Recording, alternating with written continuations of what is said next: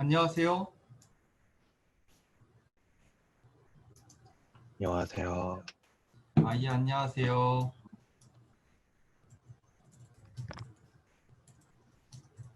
안녕하세요. 출석 먼저 부를게요. 강나은, 네,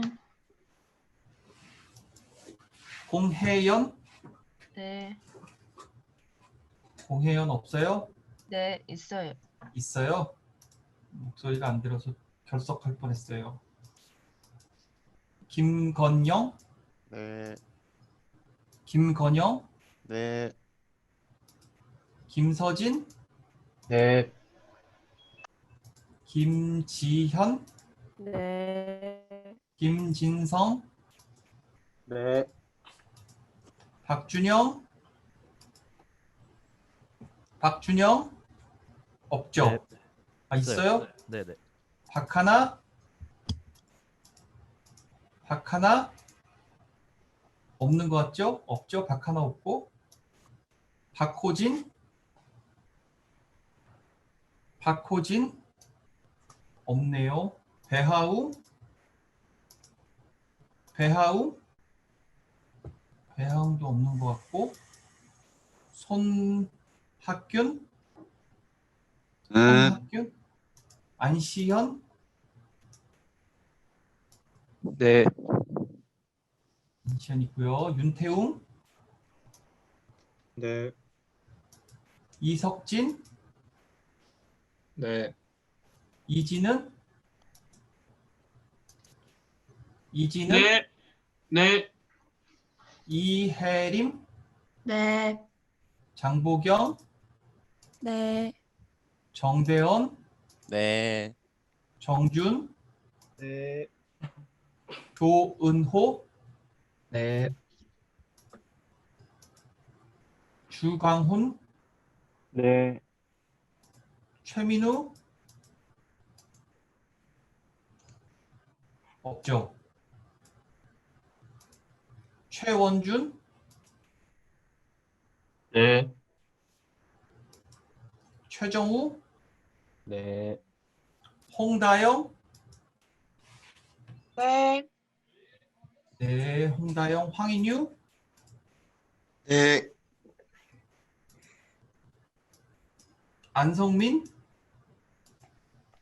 네, 박채원, 네, 류승윤, 네, 송건희, 네, 홍건희, 네, 신동민, 네, 김소정, 네, 김예림, 네, 안주현, 네, 정원우, 정원우, 네, 홍승환, 네, 김문별,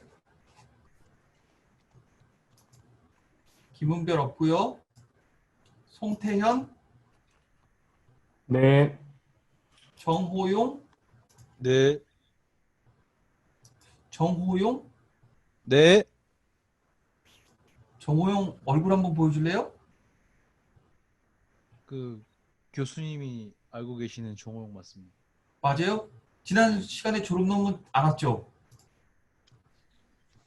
어? 토요일 날. 네, 그렇습니다. 안 왔죠? 네. 호용이 내가 다 기억하고 있는데. 네. 그쵸? 내가 아는 호용이 맞지? 네, 맞습니다. 나한테 한번 찾아와야 될 것 같아. 예, 알겠습니다. 농담이고 졸업 논문 꼭 잘 참석해. 네. 최윤선, 최윤선, 네, 최혜린, 네, 곽병대, 곽병대, 예, 예, 김준기,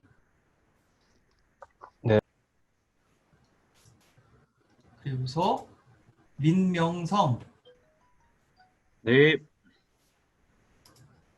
그리고 채팅창에 저한테 답변 못한 분 있으니까 다시 한번 확인할게요. 박하나 없고요. 박호진. 네. 예, 박호진 있고요. 배하웅 네. 있고요. 그리고서 최민우 네. 서고 있었고요. 김은별 있는 것 같아요. 네. 있고요. 박하나만 없죠? 박하나만 없어요. 여기 인원이 굉장히 많아요. 여러분 아시겠지만 이 1학년 수업인데 되게 많습니다. 일단은 다른 과에서 우리 과 수업을 듣는 친구들이 좀 있거든요. 그래서 제가 그 친구들한테, 그 학생분들한테 이제 한번 왜 우리 과 이 수업을 듣게 됐는지 한번 물어보고 시작을 하도록 할게요. 대기과학과의 곽병대? 예. 예. 곽병대 학생은 대기과학과인데 왜 저희 학과 수업을 들으시는 거예요? 저는 이제 미과학과인데 지구과학 교육을 교직을 하고 싶어서 교직 때문에 다른 들으시는구나. 학교로 석사를 하려고 하고 있습니다. 근데 이 과목을 들어가면 맞아요. 거기서 적어야 된다고 해서 신청했습니다. 예, 알겠습니다. 토목환경공학과의 김준기? 네. 예. 김준기 학생은 왜 이 과목을 듣게 된 거죠? 그 복수 전공 그 필수 그 전공 선택 과목 중에 하나라 있어서 들어오게 되었습니다. 저희 학과를 복수 전공하시는 거예요? 네네. 예, 알겠습니다. 그럼 또 다른 전공 같은 거 듣고 계신 거 있으세요? 아니요, 이제 1전공이랑 여기 지템 이렇게 둘입니다. 예, 알겠습니다. 혹시 김건수 학생 알아요? 같은 학번인 걸로만 알고 있습니다. 김건수 학생이 원래 이 수업을 들어야 되는데 안 듣는 것 같아서 제가 확인을 한번 해봐야겠네. 건수? 알겠습니다. 그래요. 그래요. 그러면 오늘 수업 시작하도록 할게요. 오늘은 강의를 할 거고요. 그리고서 이번 주 목요일에는 조교가 실습을 할 예정입니다. 그때 뭐 UCC라든가 이런 것들에 대해서 조교가 따로 안내해 줄 예정이에요. 그래요. 그럼 강의를 하도록 할게요. 네.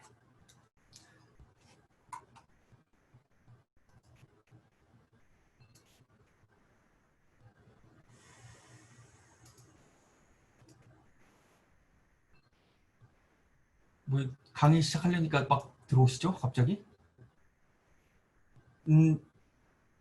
지금 들어오신 학생들은 지각입니다. 꼭 강의 끝난 다음에 저한테 알려주세요. 그래야 출석 체크해요. 지금은 결석 체크로 돼 있어요. 네. 그렇습니다. 지난 시간에 몇 가지 프린시플, 우리가 어떤 걸 배웠냐면 렐러티브 에이지와 뉴메릭 에이지에 대해서 배웠어요. 안성민 학생? 네. 렐러티브 에이지랑 뉴메릭 에이지가 어떤 건가요? 렐러티브 에이지는 지층 간의 상대적인 나이를 구분하는 방법이고, 뉴메릭 에이지는 방사성 도형원소 이런 걸로 인해서 그 암석 같은 게 언제 생겼는지 나이를 추정하는 것입니다. 그러면서 어떤 텀을 배웠냐면 퀀티터티브랑 퀄러터티브를 배웠어요. 퀄러터티브는 어디에 해당되고 퀀티터티브는 어디에 해당되는 메소드죠? 퀄리티브가 질적이고 퀀티티브가 양적이어서 네. 뉴메릭 에이지랑 렐러티브 에이지랑 어떻게 연결이 되죠? 퀀티티브가 뉴메릭이고 퀄리티브가 렐러티브였던 것 같습니다. 예, 맞습니다. 정확하게 맞추셨어요. 그리고 나서 이제 몇 가지 프린시플에 대해서 배웠어요. 유니포미타리아즘에 대해서 배웠는데 곽채원 학생, 네. 사진 해주세요. 네네. 네. 유니포미탈리아리즘에 대해 설명해 주시겠어요? 과거의 모습을 보면 현재랑 같다는 의미인 것 같습니다. 네, 맞습니다. 이동엽 학생? 이동엽 학생? 아, 채팅창으로 해서 이제 일단은 사진 올려주세요. 이동엽 학생. 제가 실험실에 찾아갑니다. 대학원생인데 올려주세요. 안주현 학생? 네. 네, 오리지널 호리존탈리티랑 슈퍼포지션에 대해서 설명해 주시겠어요? 오리지널 호리존라티는 동일 시간대이면 수평 방향으로 쌓인다는 뜻인 것 같고, 네, 슈퍼포지션은 연거한 게 위에 있고 올더한 게 아래에 있다는 뜻인 것 같습니다. 예, 맞습니다. 이게 되게 인투이티브해서 그렇게 어렵진 않을 거예요. 그래서 지난 시간에 lateral continuity 이제 지표에서 침식 작용을 받아도 이 lateral하게 지층이 연속성을 갖고 있기 때문에 서로 연결시킬 수 있다는 얘기를 했고요. 그리고서 이제 관이밤이라든가 이제 관입됐을 경우에 원래 있던 층에 관입됐을 경우에 그 오래된 층과 관입되지 않은 층 중에 어떤 게 더 오래됐는지 또는 베이크드 컨택트 관이밤 근처에서 층들이 이제 뜨겁게 구워졌을 때 그 컨택트의 선행 관계, 선후 관계에 대해서 얘기를 했어요. 마찬가지로 인클루전에 대해서도 얘기를 했습니다. 그래서 지난 시간에 배운 거는 이 정도였고요. 오늘은 이 7개 배운 거를 가지고 이제 실제로 여기 있는 그림을 보면서 선후 관계를 유추해 보는 걸 하도록 할게요. 그 7가지의 프린시플을 이용해서 우리가 relative age, 암석들의 relative age를 규명을 할 수가 있습니다. Physical principle allow us to sort out relative age.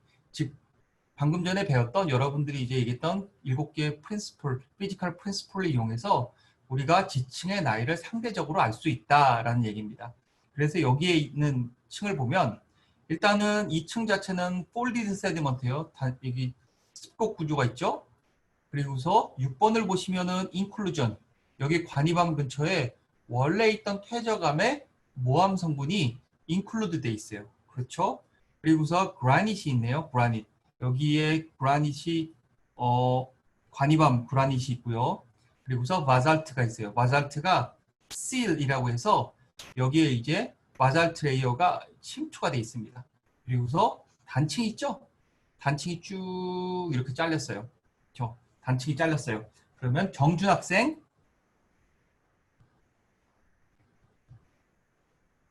정준 학생, 네. 네, 사진 없어서 불렀어요. 네. 정준 학생, 이게 노멀 폴트인가요? 정단층인가요? 네, 억단층인가요? 정단층 맞습니다.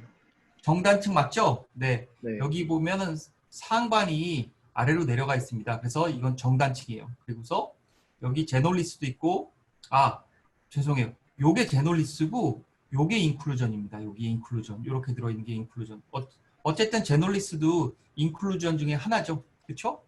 그리고서 이게 인트루전이네요. 미안합니다. 인클루전이 아니라 인트루전, 침투됐다는 얘기네요. 그래서 베이크드 컨택트.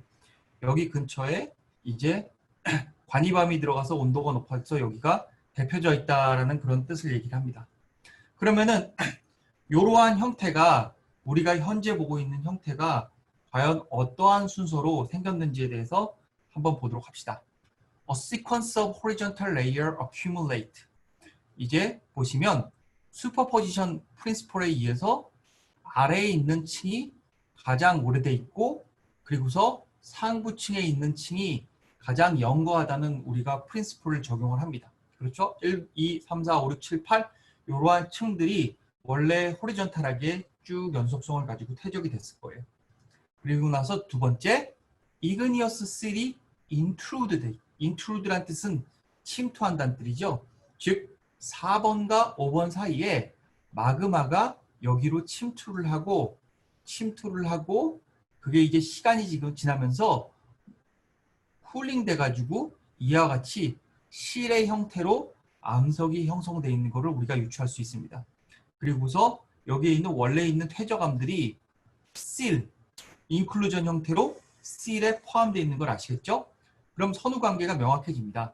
바로 1, 2, 3, 4, 5, 6, 7, 8 다음에 9번에 바로 요 실이, 이그니어스 실이 형성이 된 걸 우리가 유출할 수 있죠, 상대적으로.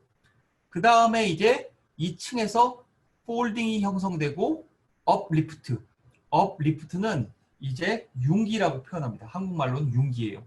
폴드는 습곡이고 업리프트, 즉 지각 자체가 위쪽으로 고도가 높은 쪽으로 쭉 올라가서 지각이 융기됐다는 뜻이고, 그래서 폴딩 어컬, 습곡이 만들어졌어요. 이제 양쪽에서 힘을 받아서 평평했던 지층이 이렇게 구부러지기 시작을 합니다. 폴딩이 형성되고, 그 다음에 이러한 폴딩이 형성된 다음에 뭐가 형성이 되느냐? 바로 관이바, 이 마그마가 침투된 다음에 그 다음에 마그마가 이제 굳어서 그라닛, 암석을 만들게 됩니다. 그래서 그라닛 컷 폴디드 레이어, 여기 폴디드 레이어를 그라닛이 커팅을 하고 그 다음에 주변부를 데펴요. 뜨겁게 달구고 주변부에 있던 암석이 이제 떨어져서 제놀리스 형태로 마그마의 포획이 되고 그대로 굳어버리게 됩니다. 그래서 5번이 마그마보단, 이 관이반보다 그라닛보다는 훨씬 더 오래된 암석인 걸 우리가 유출할 수 있고요. 그리고서 그 다음에 단층이 형성이 돼서 이 전체를 노멀 폴트가 형성돼서 그라닛도 자르고, 여기 보면 그라닛도 자르고, 그리고서 지층 자체도 이렇게 자르게 됩니다. 이 순차적, 정확하게 우리가 각각의 층별의 나이는 알 수는 없지만 순서를 우리가 이러한 시퀀스로 파악을 할 수가 있습니다. 그리고 나서 이제 바살트 다이크 cut across the block, 아래에서부터 바살트가 침투를 해서 화산을 만들고요. 화산을 만들고, 그리고 나서 이제 침식작용, 지표에 노출된 다음에 침식작용이 됩니다. 그러면서 이 부분에 원래 있던 화산이 없어지고 다이크, 관입 형태만 남아있는 거죠. 다이크라고 합니다. 이런 선상으로 있는 거를 다이크라고 합니다. 다이크 cool and surface volcano eroded, 침식된다는 이런 얘기를 하고 있습니다. 그래서 다시 돌아가면 여기에 원래 여러분들이 보이는 요 다이크, 여기에 과거에 화산이 있었고 다이크가 침식되고 다이크 형태만 났죠. 요 시퀀스 자체를 우리가 뉴메리컬하게 에이지를 카운팅하지 않고서도 이 지층이 형성된 순서만 가지고도 이제 어떤 층이 오래됐고 이제 나중에 생겼다라는 선행관계를 알게 되는 거예요. 그래서 여러분들이 3학년 때 권상원 교수님이 하시는 야외 지질학 수업을 가게 되면 이러한 것들도 직접 그려보고, 노드를 보고 직접 그려보고, 그런 선후관계도 여러분들이 따질 수가 있게 됩니다. 요거에 대해서 이제 설명을 드렸어요. 지올로직 히스토리입니다. 설명을 드리고, 그 다음에는 이제 Geologic Principle for Dating Relative Age. 이제 어떻게 보면은 화석의 연속성, 화석은 암석 자체, 그 층 자체의 에이지를 측정하는 건 아닙니다. 그런데 화석이 있음으로 인해서 그 화석은 특정 연대에만 나타나요. 특정 시대에만 나타나요. 그래서 화석의 에이지를 우리가 알므로 인해서 상대적으로 그 층의 에이지를 알고, 그럼으로 인해서 그 주변부에 있는, 위아래에 있는 층들의 선행관계까지 우리가 파악을 할 수가 있습니다. 그래서 fossils are time maker, 시간을 정하는 타임 마커입니다. 이제 마커라고 하죠. 딱 점 찍는 거. 시간점을 찍는 마커고요. useful for relative age dating, 상대적으로 에이지를 측정하는 데 도움이 됩니다. fossil represent past depositional environment. 이제 fossil이 있다는 얘기는 과거에 이 층이 퇴적됐을 당시에, 퇴적암이죠. 퇴적암의 당시에 그러한 환경을 유추할 수 있고요. 또는 specific fossils are only found within the limited time age. 즉 공룡은 중생대 때만 형성이 됐고요. 그렇죠? 삼엽층은 고생대 때만 형성이 됐어요. 그래서 이러한 암석이 있었다는 얘기는 뭐예요? 바로 이제 그 층을 우리가 유추할 수 있다고 합니다. 그래서 이러한 층들을 정하는데 보시죠. Fossil ranges the first and last appearance. 어떤 특정 화석이 있는데 화석이 나타나는 그 구간은 그 화석이 처음부터 나타나고 그리고서 나중에 나타나는 그 시간대를 얘기합니다. 즉 여기서 보시면 삼엽층은 1번과 2번에서만 나타나요. 그 얘기는 뭐냐? 이 층은 고생대의 어떤 층이다 라는 것을 우리가 유출할 수 있겠죠? 그리고서 또 여기 보시면은 C라는 화석은 3번부터 7번까지만 이렇게 나타나게 됩니다. 쭉 이런 식으로 나타나요. 그래서 마찬가지로 이걸 알면은 우리가 each fossil has a unique range. 그 시간대에 특정 시간대를 우리가 구분할 수 있어요. 즉 range over a narrow time. 어떤 특정 요 층이 퇴적됐을 당시의 시간대를 우리가 명확하게 알 수가 있습니다. 여기 보면 암모나이트도 있네요. 그리고서 특히 그 시대를 대표하는 파슬들이 있습니다. 그 시대를 대표하는 파슬들은 뭐라고 하느냐? 인덱스 파슬이라고 합니다. 인덱스 파슬 are the diagnostic of a particular geologic time. 그 특정 지질 시간대를 딱 정확하게 규명할 수 있는 그런 파슬들이 있습니다. 근데 사실 여러분들한테 이렇게 얘기해 드리고 싶은 게 우리나라에서는 사실 과거에는 미국도 마찬가지고 우리나라도 마찬가지고 이런 화석을 연구하시는 분들이 많았어요. 그런데 아쉽게도 요즘은 이러한 화석을 공부하시는 분들이 정말 우리나라만 하더라도 5손가락에 꼽습니다. 그리고서 미국의 웬만한 주립대에서도 파스를 연구하시는 분들이 그렇게 많지는 않아요. 많지는 않습니다. 그래서 여러분들이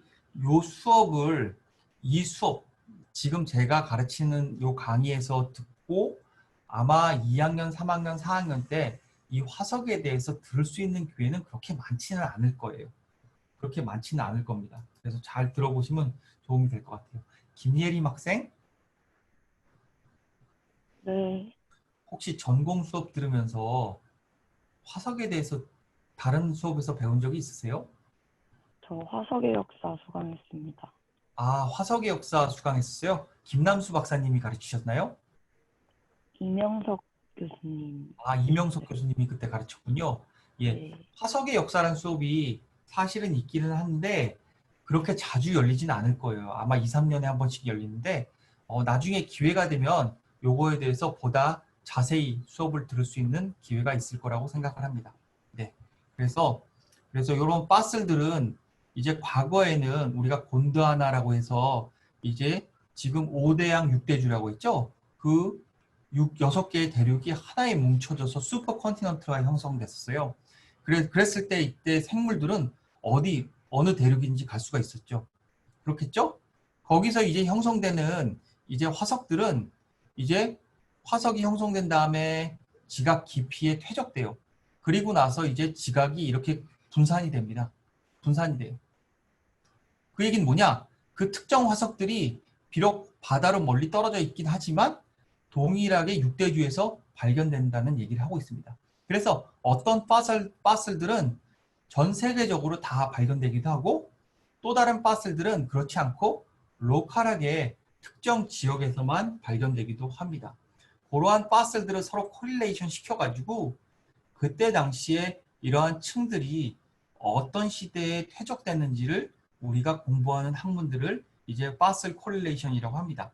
즉 층서학, 이제 층서학의 일종의 분류죠. 층을 구분하는 학문인데 거기에서 화석이 굉장하게 유용하게 사용되고 있습니다. 그래요. 그래서 상대 나이, relative age에 대해서 컨셉에 대해서 말씀드렸고요. relative age를 정할 때 화석이 중요한 역할을 한다는 얘기까지 했습니다. 그 다음에 이제 relative age를 정할 때 또 하나 중요하게 여러분들이 배워야 할 게 고등학교 때 배웠을 거예요. unconformity라고 합니다. 부정합이라고 해요. 부정합은 뭐를 얘기하느냐? 바로 시간의 갭을 얘기합니다. 시간의 갭. 시간의 빈틈. 시간의 빈틈이란 걸 얘기합니다. 그렇게 컨셉을 알아두시고 하면 그렇게 어렵진 않으실 거예요. Unconformity, 부정합 is a time gap in the rock record. 타임 갭인데 이러한 타임 갭은 왜 생기느냐?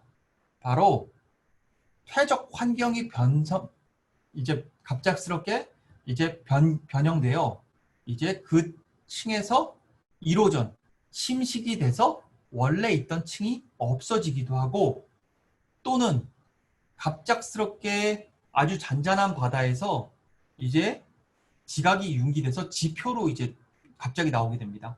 바닷속에선 퇴적이 활발하게 일어나는데 지표로 나오면서 퇴적 환경이 이제 더 이상 퇴적이 일어나지 않는 환경으로 변하기도 합니다. 그래서 여기서 보시면 여기에 보면은 이제 메타모픽 락, 이그니어스 락 같이 형성됐죠? 그쵸? 그러한 암석이 있고요. 그리고서 뚜렷하게 경계 부분이 있고 이 위쪽 부분에는 표토층이 있습니다. 퇴적암층이 있어요. 아직 고화되지 않는 퇴적암층이 있어요. 그렇죠? 이러한 그 그라닛이나 메타모픽 락 같은 경우는 과거에 굉장히 오랜 시점에서 형성이 됐어요. 그리고서 이러한 고화되지 않는 암석은 상대적으로 최근에 형성된 암석인 걸 우리가 유추할 수가 있어요. 층인 걸 유추할 수가 있어요.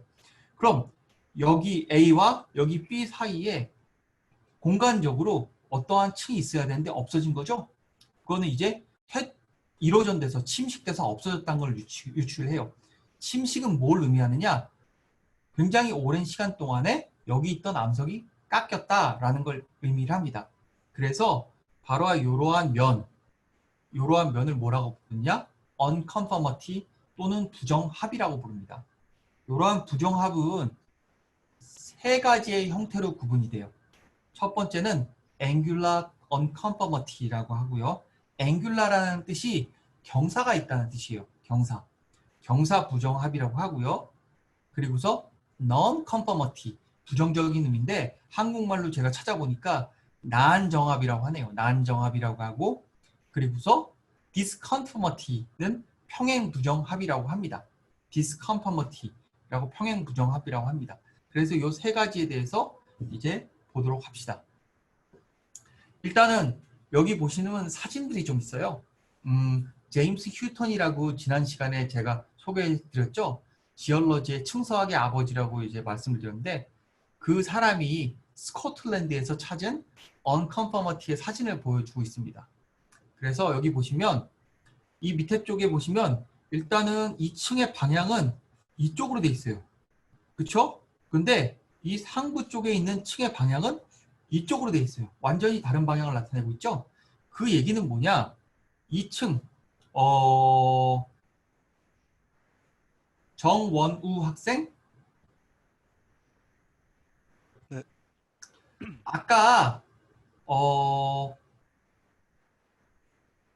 지올로직 프린시플 중에 층은 어떻게 형성된다고 얘기했어요? 수평으로. 네? 수평으로 형성. 그래버티 때문에 항상 수평 방향으로 형성된다고 했죠? 그런데 요 밑에 있는 층은 수평 방향으로 돼 있어요? 수평 방향으로 안 돼 있어요? 수직 방향으로 되어 있습니다. 네? 수직 방향으로 되어 있습니다. 그 얘기는 뭐예요? 변형이 있었다는. 네? 잘 안 들립니다. 뭐라고요? 지층이 이동했다는 것 같습니다. 네, 맞습니다. 그 2층이 수평 방향으로 형성되고 수평되고 어떤 특정 시간 지나서 이 창 자체가 이렇게 로테이션 됐다는 얘기죠. 근데 이런 지질층들이 순간적으로 로테이션 되는 경우는 드물 거예요. 굉장히 오랜 시간 동안 로테이션 되겠죠. 그러니까 타임 갭이 있고, 그리고 나서 로테이션 된 이후에 여기 보시면 어딘가에 깎였겠죠. 깎인 다음에 그 윗부분에 다시 층이 경사 방향으로 형성이 됐어요. 즉 바로 여기 보이는 unconformity는 바로 시간의 갭을 나타내는 부정합이 되겠죠.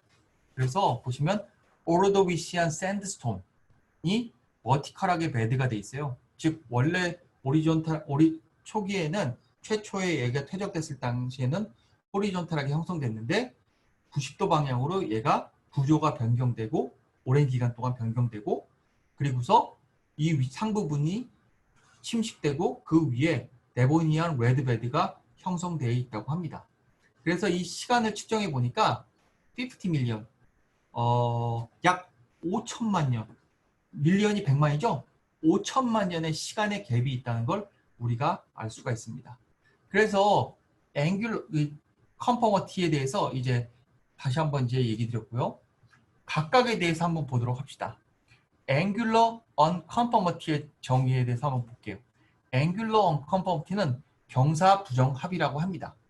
보시면 rock below an angular unconformity were tilted or folded before the unconformity occurred. 이 얘기는 뭐냐?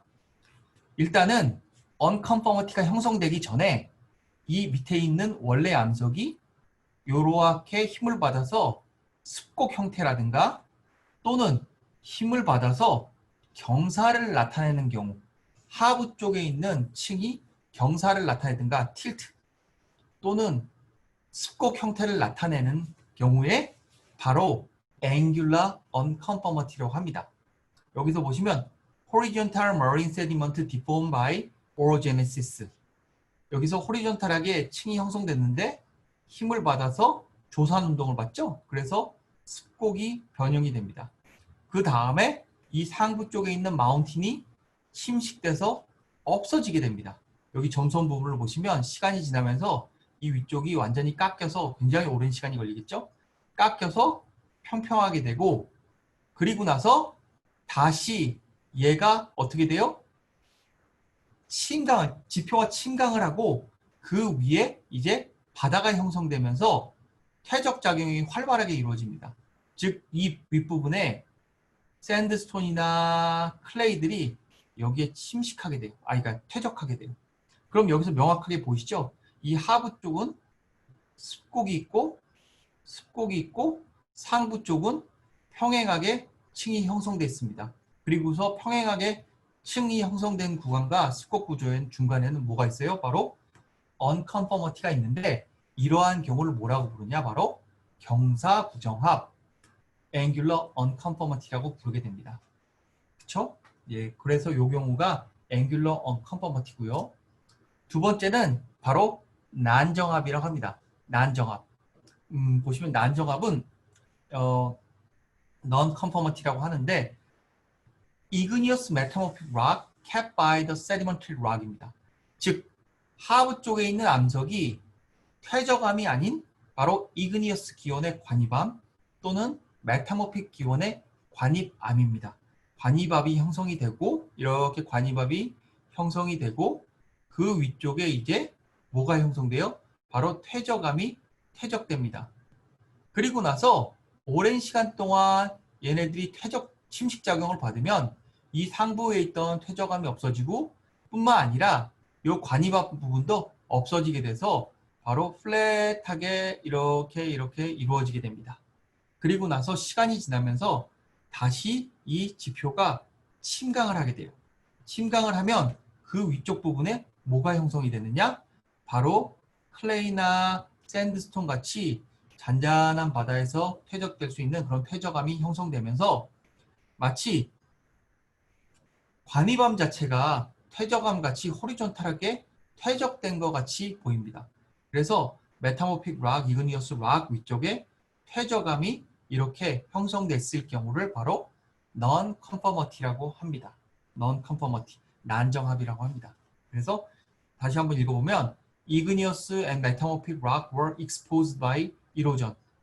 exposed by erosion 되고요. 그래서 그 위에 sediment가 바로 erosional surface에 퇴적이 됩니다. 그래서 여기 이제 실제 현장에서 보시면 여기 층이 이렇게 명확하게 구부러져 있고 구분되어 있고 여기 부분에는 바로 그라닛, 메타모픽 igneous rock이 있고요. 그 위쪽에는 바로 샌드스톤, 퇴적암이 형성되어 있습니다. 그래서 이런 층이 있다. 그 얘기는 뭐냐면 요 중간에 바로 타임 갭이 있다는 걸 우리가 알 수가 있습니다.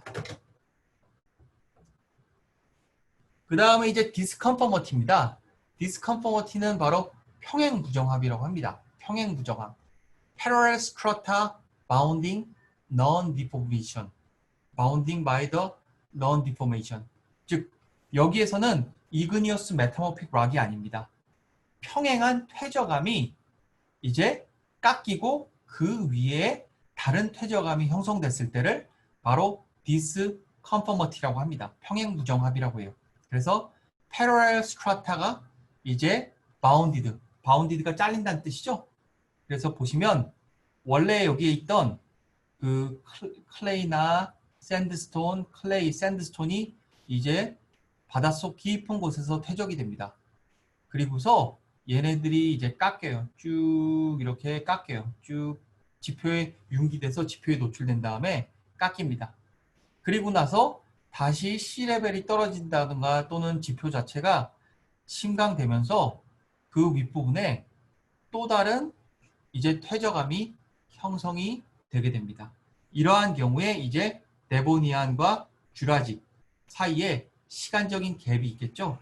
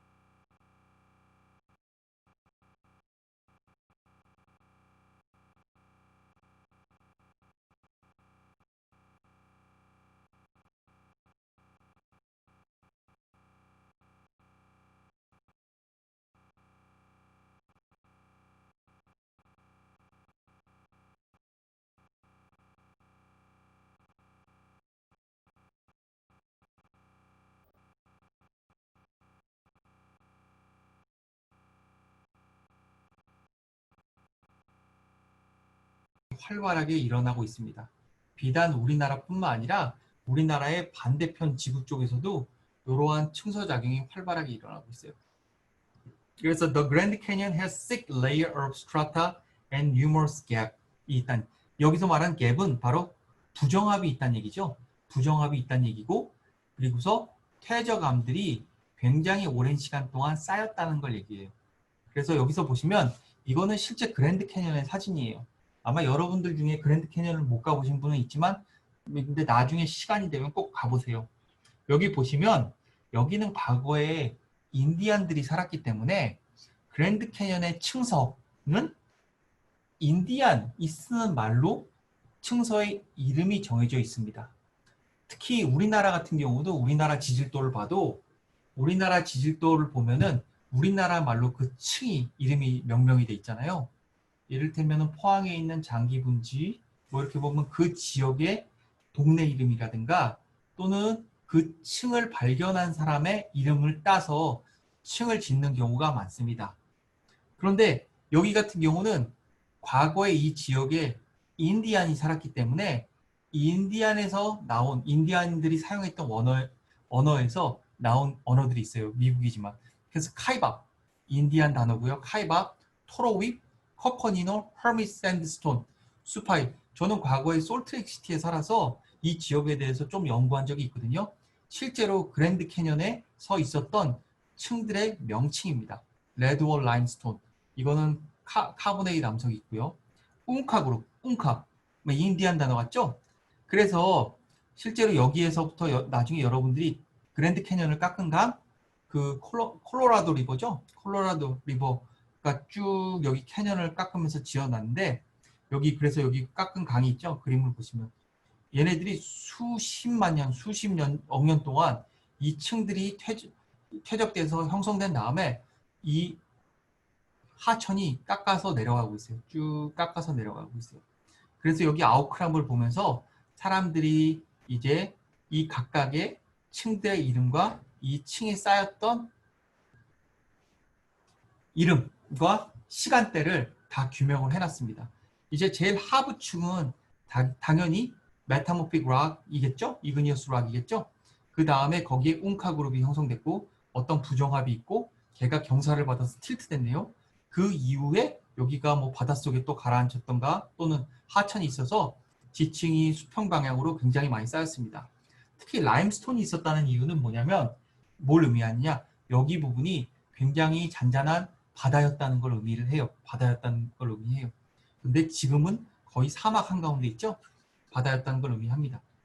그래서 쭉 보면 왜 그랜드 캐년이 유머러스 갭, 부정합이 있느냐라는 걸 보면 이 스트라티그래픽 컬럼을 사람들이 분석을 합니다. 지질학자들이 분석을 해요. 스트라티그래픽 층서를 분석을 합니다. 이건 실제 그랜드 캐년의 층서고요. 아까 보면 카이밥, 토로윕, 코코니노, 허밋쉘, 퍼미안 에이지, 페름기라고 하나요? 아니, 페름기라고 하죠. 한국말로. 페름기 때 이제 형성된 그러한 미시피 때 캠브리안 시대, 데보니안 시대, 펜실베니안 시대, 페름기 시대 때 형성된 그런 층을 나타내고 있습니다. 층들을 나타내요. 그리고서 수파이 그룹고요. 잠시만요. 한 분이 나갔다 들어왔어요. 쭉 보고 그럼 밑에서부터 볼까요? 아래층을 보시면 아이고 잠시 좀 이상하네요. 제가 얘가 보시면 그라닛이 형성돼 있고요. 그라닛은 바로 여기에 있는 쭉 쉬스트입니다. 변성암의 일종이죠. 변성암의 일종이고 얘는 15억 년 전에 이제 연대 측정을 하면 연대가 15억 년으로 명확히 나타납니다. 그 위에 그랜드 캐니언 슈퍼그룹이라고 해서 웅카 그룹, 아까 경사가 있었던 이러한 경사가 있었던 층들이 나오죠. 웅카 그룹. 층들이 모여서 우리가 그룹이라고 합니다. 걔네들의 연대를 화석을 보고 이제 측정을 해요. 그럼 얘네의 연대는 10억 년 정도 됐어요. 10억 년 정도. 그럼 뭐예요? 여기서부터 여기까지 약 5억 년 사이에 unconformity, 부정합이 있는 걸 우리가 알 수 있죠. 뭔가가 여기를 계속 깎았다는 얘기예요. 그리고서 그 위에 또 샌드스톤이 형성됐어요. 샌드스톤이 형성되고 쉐일이 형성되고 했어요. 그리고서 라임스톤이 형성됐네요. 여기서부터 여기까지 쭉 그러면 얘네들은 그룹으로 묶으면 이제 약 5억 년 시대에 형성됐던 거고 즉 여기서부터 여기까지는 5억 년 기간 동안은 또 부정합이 있다는 걸 우리가 알 수가 있어요. 그래서 이러한 층들을 다 그쪽 로컬 지올로지스트들이 공부를 하고 분석을 해놓고 부정합이 어디서부터 어디까지 되어 있는지를 다 분석을 합니다. 네, 그래서 이걸 분석을 해요. 그래서 한번 읽어볼까요? Contact define boundary between formation or bed. 즉, 포메이션이나 베드의 컨택트들을 다 구분을 하고 거기에 층들의 이름을 명명을 합니다. 그리고서 여기서 보인 것처럼 several formation을 하나로 합쳐서 그룹이라고 표현을 해요. 수파이 and 카이밥 그룹이라고 표현하고 그거는 이제 수파이 그룹 여기 있네요. 수파이 그룹이라고 표현하고 얘네들을 좀 더 잘게 쪼개서 포메이션이라고 표현합니다. 그래서 여기서 보시면 포메이션이 그룹보다는 더 작은 개념이에요. 그리고서 포메이션보다 더 작은 개념이 바로 베딩입니다. 베딩. 지난 퇴적암 시간에 아마 배웠을 거예요. 베딩이란 개념이 바로 포메이션보다 더 작은 그룹을 나타내고 있고요. 네. 그래서 요거는 하나의 층에 대해서, 하나의 주상도에서 스트라틱 콜룸에 대해서 이제 본 거고요. 실제로 어느 지점을 관측하느냐에 따라서 스트라티그래픽 콜룸이 다르게 나타날 수가 있습니다. 즉 여기서 보시면 이제 A란 지역과 B란 지역에 서로 다른 공간을 보시면 될 것 같아요. 여기는 얕은 바다의 대륙붕이고 여기는 상대적으로 깊은 바다의 대륙붕이에요. 여기 A와 B와 C의 스트라티그래픽 콜룸을 보면은 A라는 지점의 최상부층에는 센트윗 샌드스톤이 있습니다. 그 센트윗 샌드스톤은 A에서도 보이고 B에서도 보이고 C에서도 보여요. 하지만 이 마일로 라임스톤 같은 경우는 바닷속 상대적으로 깊은 바닷속에서는 두껍게 형성되지만 얕은 바닷속에서는 그러질 못하고 이제 형성되질 못하고 오히려 그때 당시에는 침식작용이 형성돼서 부정합이 나타나게 됩니다. 부정합이 나타나게 돼요. 그리고서 마찬가지로 좀 더 깊게 들어가면 여기에서 보이는 라임스톤이 또 있죠? 이 라임스톤 같은 경우 루퍼스 라임스톤인데 A란 부분에서는 두껍게 나타나고 B란 부분에 상대적으로 얇게 나타나고 정작 얕은 해안가에 가면은 이 라임스톤이 형성이 되지 않고 있습니다. 그럼 스트라티그래픽 코릴레이션은 뭐냐? 스트라티그래픽 코릴레이션은 아까 서로 다른 정보에 대해서 서로 상호 분석, 상관관계 분석을 한다는 얘기죠? 라고 그랬죠? 서로 다른 위치에 있는 층서의 특성을 서로 다른 위치에서 상관관계 분석을 해서 어떤 지점에서는 시간의 갭이 있고 그렇지 않다라는 걸 분석하는 거를 바로 스트라티그래픽 코릴레이션이라고 합니다. 그래서 전 세계적으로 보면은 모든 시간대에 이러한 퇴적 암석들이 형성이 됐습니다. 시간은 사실 모든 지구상의 어떤 지역에서도 동일하게 적용이 돼요. 근데 그 지역에서의 퇴적이 됐느냐 또는 침식이 됐느냐에 따라서 특정 층이 나오기도 하고 나오지 않기도 합니다. 그러한 것들을 이제 서로 비교하고 발견하는 작업을 바로 스트라티그래픽 콜룸, 층서를 서로 상관 분석한다고 합니다. 그래요. 그래서 전 지구적으로 또는 어떤 특정 지역에서 이러한 것들을 이제 분석을 해요. 분석을 한 다음에 궁극적으로 나온 게 이러한 것들을 분석을 하고 나오는 게 바로 지올로직 맵, 지질도라는 게 나오게 됩니다. 지질도라는 거는 이제 윌리엄 스미스라는 사람이 처음으로 이제 그렸는데 이제 지질, 암석의 분포에 대해서 특정한 지도를 만드는 겁니다. 여기서 보시면 similar rock time in similar order에 대해서 만들고요. rock where contain the same distinctive fossil 이러한 것들을 이제 프린시플을 이용해서 after a year of work, he made the first geologic map. geologic 맵을 만들었는데 여기 보시면 3D로 되었잖아요. 현실 월드는 3D잖아요. 그래서 여기에 anticline, 향사가 있고 syncline, 배사가 있습니다. 제가 배사가 향사가 어떤 건지는 한국말은 좀 헷갈리네요. 아마 anticline이 배사였던 것 같고 syncline이 향사였던 것 같아요. 영어로만 보니까. 그리고서 여기에 경사 부정합이 있네요. 위쪽에 부정합이 있어서 깎이고 그 위에 호리존탈하게 다른 퇴적암층이 형성됐어요. 언컨퍼머티가 형성이 됐습니다. 얘를 지질도, 지도는 2D 플레인에 형성이 되는 거죠. 2D 플레인, 3D가 아닌 사람이 봤을 때, 즉 bird eye view라고 하는데 하늘에 나는 새가 하늘 위에서 봤을 때의 평면도를 바로 지질도라고 합니다. 얘를 2D 플레인에 옮겨서 분석을 하게 돼요.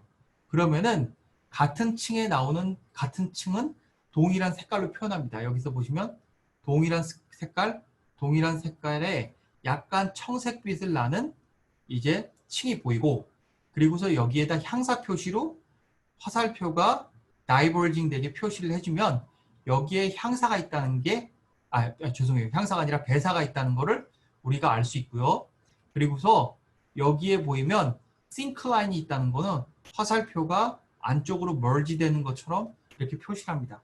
그래서 향사와 배사를 지질도에 표시를 하면 일반적으로 야외 지올러지스트들은 이거를 보고 3D로 머릿속으로 컨버전해서 다 생각을 할 수가 있어요.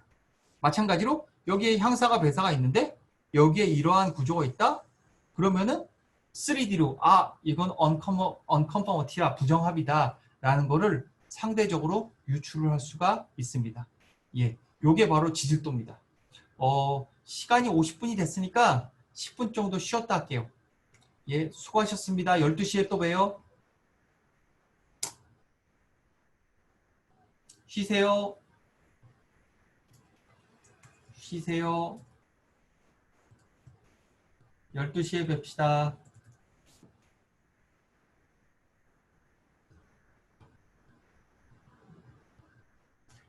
출석 못한 사람 연락해 주세요.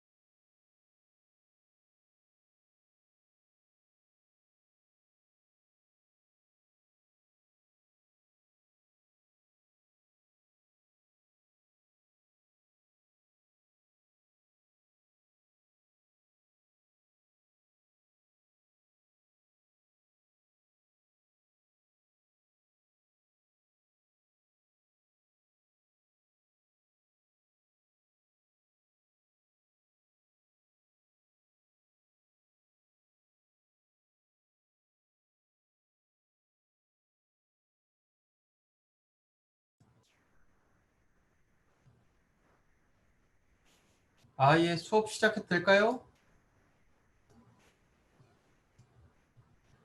수업 시작해도 될까요? 다 오셨어요?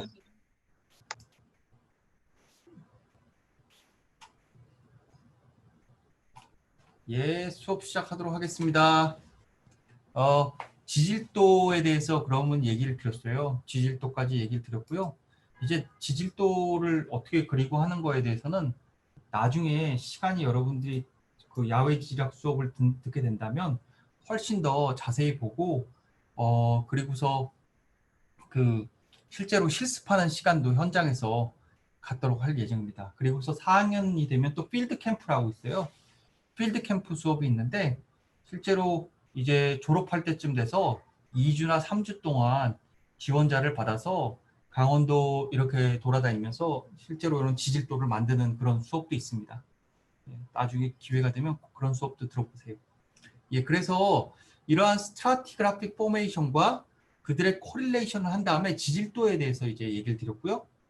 그다음에 지올러지 컬럼에 대해서 말씀드리고 지질 주상도라고 하는 건데 결국에는 아까 얘기한 것처럼 전 지구적으로 이러한 스트라틱 컬럼을 이제 다 만듭니다. 다 만들어요. 그래서 어느 누군가가 했겠죠? 이거를 이제 표준화시키는 작업을 하는 표준화시키는 작업. 그래서 최초의 지구의 나이서부터 지구가 형성됐을 때부터 그리고서 최근까지의 시간을 이제 정하는 작업을 하는 거죠. 여기서 보시면은 이를테면은 미국 같은 경우 보시면은 상대적으로 특히 캐나다 요 근처는 상대적으로 굉장히 스테이블한 그러한 암석으로 돼 있어서 1번 프리캠브리안 암석, 2번 그리고서 프로토제이크 암석이 있고요. 그리고서 고생대, 팔레오조익, 메소조익, 3번, 4번이요. 팔레오조익, 캠브리안하고 오르도비시안 암석들이 주로 발견이 되네요. 때때로는 이렇기도 하고 또 유럽 같은 경우는 상대적으로 연거한 층들의 암석이 발생되기도 합니다. 그래서 이러한 미싱 피스들을 조합해서 총 19가지의 이제 시간대로 구분을 하게 됩니다. 요 여러 가지의 시간대로 구분을 하게 돼요. 요 내용은 사실 아까 뭐 학과에서 강의하는 층서학 수업을 여러분들이 들으면은 한 학기 동안 자세히 배울 수도 있긴 하지만 아마도 안 듣게 되면은 들으실 기회가 많이 없을 거예요. 비록 이 1학년 수업에서 한 챕터 정도 이제 다루긴 하지만 이 이름 같은 경우를 여러분들이 지금 잘 배워 놓으시면 나중에 따로 할 필요 없이 다른 수업에서 이 이름을 외우라고 막 그러진 않을 것 같거든요. 그러니까 지금 잘 배우고 한번 제대로 알아놓으시면 나중에 여러분들이 전공 과목 심화해서 공부하실 때 훨씬 더 도움이 되실 것 같아서 이렇게 말씀을 드립니다. 그래서 아르키안, 프로테로조익, 팔레오조익, 메소조익, 세노조익, 이온, 이라, 피리드, 에포크라고 하는데 요거에 대해서는 다음 슬라이드에서 제가 좀 더 자세히 말씀드릴게요. 한 가지 여러분들한테 여기서 말씀드리고 싶은 건 이 시간을 쪼개는 그런 단위인데 이온이 가장 큰 시간대를 얘기하고 이하라가 그 다음에 작은 시간대 우리가 흔히 얘기하는 중생대, 고생대, 신생대를 나누는 거고요. 피리어드는 기라고 합니다. 이 중생대를 트라이아스기, 주라스기, 크리테이셔스기 등으로 나누는 기를 얘기하고 우리가 주라기라고 하죠. 기. 그렇죠? 페름기 하는 게 피리어드고요. 그리고서 세노조익, 특히 신생대를 더 나누기도 해요. 에포크라고 훨씬 더 올로센, 팔레오센, 홀로센 등등으로 이렇게 나누기도 합니다. 그리고서 가장 최근에 혹시 김지현 학생? 네, 인류세라고 들어봤어요? 아니요, 들어본 적 없습니다. 홀로세는 들어봤어요? 아니요, 못 들어봤어요? 그러면은 최윤선 학생? 최윤선 학생? 네, 인류세라고 들어봤어요? 아니요, 못 들어봤습니다. 지난번 학술총회 때 외부 연사 네. 2년 전에 학술총회 때 우리가 연사분을 이제 모셔서 인류세라고 한번 발표한 적이 있는데 네, 잘 모르시나? 그 인류세에 대해서 좀 말씀드리면 홀로세까지는 있잖아요. 홀로세. 우리가 이제 보면 홀로세가 있잖아요. 홀로세. 근데 과연 홀로세가 언제 끝나느냐? 그리고서 새로운 세가 언제 어떻게 시작하느냐? 그거를 정하는 단계예요. 층수학적으로 이러한 특성을 정하는 게 보통 이제 화석, 눈에 띄는 특징적인 인덱스 화석이 나오는 시점을 가지고 우리가 정해요. 주라식 같은 경우는 사람이 없었던 시대고 그때 당시에는 공룡의 화석이 나왔어요. 그래서 명확하게 주라식, 파충류의 화석이 나온 시기를 주라식이라고 정했어요. 그 다음에 포유류가 대두되는 시대가 바로 크레이테이셔스 시대가 나왔어요. 그럼 과거에 홀로세가 있었고요. 가장 최근에 홀로세라는 걸 정했어요. 19번에. 플라이스토세는 어떻게 정해요? 빙하기 간빙기, 빙하 시대였어요. 홀로세가 나왔어요. 그럼 최근에는 어떤 의미가 되느냐? 최근 들어서 산업혁명, 1900년대 말에 초에 산업혁명이 있었어요. 그러면서 엄청난 자원들을 썼어요. 그리고서 대두되는 게 뭐냐면 최근 들어서 미세 플라스틱 같은 게 이슈가 되고 있어요. 그 미세 플라스틱이 다 어디로 갔느냐? 토양층에 쌓이고 있어요. 과거 지질시대 동안에 전혀 보이지 않았던 미세 플라스틱이 갑자기 이제 쌓이기 시작했어요. 어딨죠? 홀로세 이게 잘 안 보여. 여기서부터는 전혀 과거에 보이지 않던 미세 플라스틱이 쌓이기 시작했어요. 미세 플라스틱은 이제 자연적으로 생긴 게 아니라 이 사람의 산업혁명, 사람의 활동에 의해서 형성된 그러한 물질이, 오염물질이 형성이 돼. 또는 최근 들어서 어떤 얘기가 있냐? 특히 소, 돼지, 닭뼈들이 어마어마하게 소비가 되고 있어요. 닭들이 어마어마하게 소비가 되고 있어요. 이제 사람들이 이런 소나 돼지나 닭들을 대량 생산하면서 그러한 사람들이 대량으로 이제 가축을 하면서 사육을 하면서 사람들이 소비하고 거기에서 나오는 뼈들이 결국에는 땅에 파묻혀서 화석이 되고 있어요. 과거에 어떠한 지질 시대보다도 훨씬 더 많은 소나 돼지나 닭뼈들이 지금 실제로 쌓이고 있어요. 분명히 지질학적으로 지금 퇴적돼서 쌓이는 축들은 어떠한 특정 이유가 있어요. 구분돼 있어요.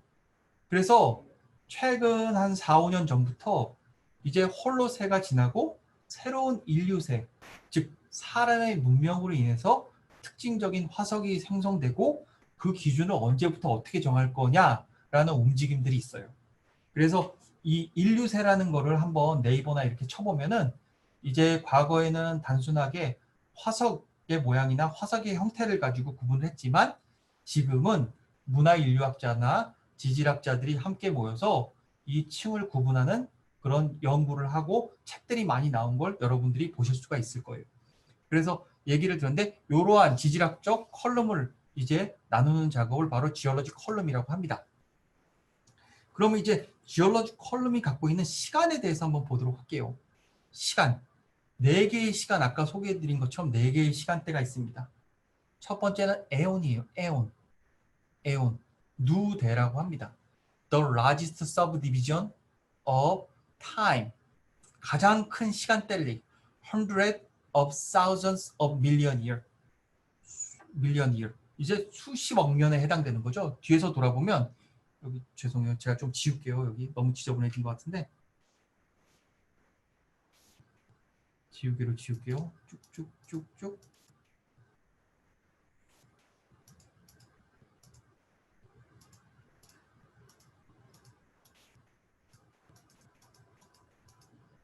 그래요. 이온. 바로 누대입니다. 누대.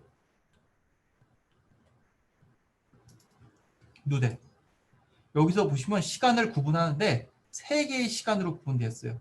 아르키안, 또 프로테로조익, 파네로조익. 여기는 없지만 그 전에 아르키안 시대 전에도 시간대가 있습니다. 헤이든 시대라는 게 있어요. 지구의 탄생 이후에 가장 오래된 시간을 차지하고 있는 게 바로 헤이든 시대입니다. 여기에 보이기 어려워서 빼놓은 건데 헤이든 시대가 가장 길어요. 총 4개의 누대가 있고요. 그리고서 그 다음에는 이러스입니다. 이러스, 대, subdivision of eon, 65 million years ago, 6,500만 년 전부터 이제 최근까지가 해당돼요. 즉 프리캠브리안 시대가 끝나고 바로 끝나고 6억 5천만 년 전부터 6억 5천만 년 전부터 팔레오조익, 고생대, 중생대, 세노조익, 신생대를 나누는 게 바로 이 이라대라고 합니다. 그게 두 번째로 큰 단위고요. 그 다음에는 피리어드가 돼요. 피리어드는 바로 2억 년 전부터 7억 년 전부터 2억 년 전까지가 해당이 되네요. 그렇죠? 피리어드 기라고 하죠. 보면 여기 보면 캠브리아기, 오르도비스기, 실루리아기, 데본기, 카본기, 페름기, 트라이아스기, 주라기, 크레테이셔스기. 이게 크레테이셔스기가 백악기인가요? 백악기라고 한국말로 했던 것 같아요. 이제 한국말로는 표현하지 않을게요. 영어로 표현합시다. 이제 실루리안, 오르도비시안, 캠브리안, 크레테이셔스기. 이 중간에 퍼미안하고 카보니페러스기에 펜실베니안과 미시시피한 기가 또 따로 있네요. 요 기가 있어요. 요 기를 나누는 게 피리어드라고 하고요. 그 다음에 제일 마지막에 작은 게 바로 세라고 합니다. 에포크, 서브 디비전 오브 피리어드. 뭐 2억 2천만 년 전부터 2천만 년 전이네. 2천만 년 전. 이게 영어로 써 있으니까 저도 단위가 헷갈려요. 2천만 년 전부터 0.01 밀리언 이어리니까 이게 만 년인가요? 제가 좀 헷갈리네. 예, 어쨌든 여러분들이 계산하고 이거 하면은 어려운 건 아니니까 에포크 시대가 있고요. 세. 그래서 홀로신, 플라이스토신, 마이오신 등등이 여기에 해당되고 있습니다. 그래서 여기에 4개의 세가 있어요. 그럼 보죠. 일단은 가장 큰 시간대를 나타내는 이온, 누대에 대해서 얘기를 하도록 할게요. 오래전부터 시작할게요. 헤이든 시대. 헤이든은 라틴어인데 원래의 단어는 어디에서 왔냐? 헬, 지옥에서 왔습니다. 그래서 그리스 신화 같은 데 보면은 지옥을 다스리는 신의 이름이 바로 하데스예요. 하데스. 이 같은 말에서 왔습니다. 태고 누대예요. 이제 지구가 형성되고 46억 년 전에 지구가 형성되고 38억 년 전까지의 지구 자체가 이제 불구덩이 지옥과 같았다 해서 그 시대를 헤이든 시대라고 합니다. 헤이든 시대가 38억 년 전에 끝나요. 그리고서 25억 년 시대까지는 뭐라고 하느냐? 바로 아르키안 시대라고 해요. 한국말로는 시생 누대라고 합니다. 시생 누대라고 해요. 시생 누대. 아르키안 시대. 아르키안 시대는 어디에서 어원이 왔냐? 고대, ancient라는 표현에서 이제 어원이 왔는데 이 시대의 가장 특징적인 건 뭐냐? 바로 헤이든 시대에 지각을 덮었던 마그마들이, 멘틀 기온의 마그마들이 이제 서서히 굳어서 지각이 형성되는 시기가 됩니다. 그리고서 텍토닉하게 지각이 활발하게 움직였던 그런 시대가 되고요. 그 다음에 이제 아르키안 시대가 끝나고 25억 년 전부터 5억 년 전까지는 프로테로조익, 원생 누대라고 합니다. Before life. 이제 라이프가 형성되기 전에 이 시대에는 라이프가 형성되려면 뭐가 필요해요? 산소가 있어야 되죠?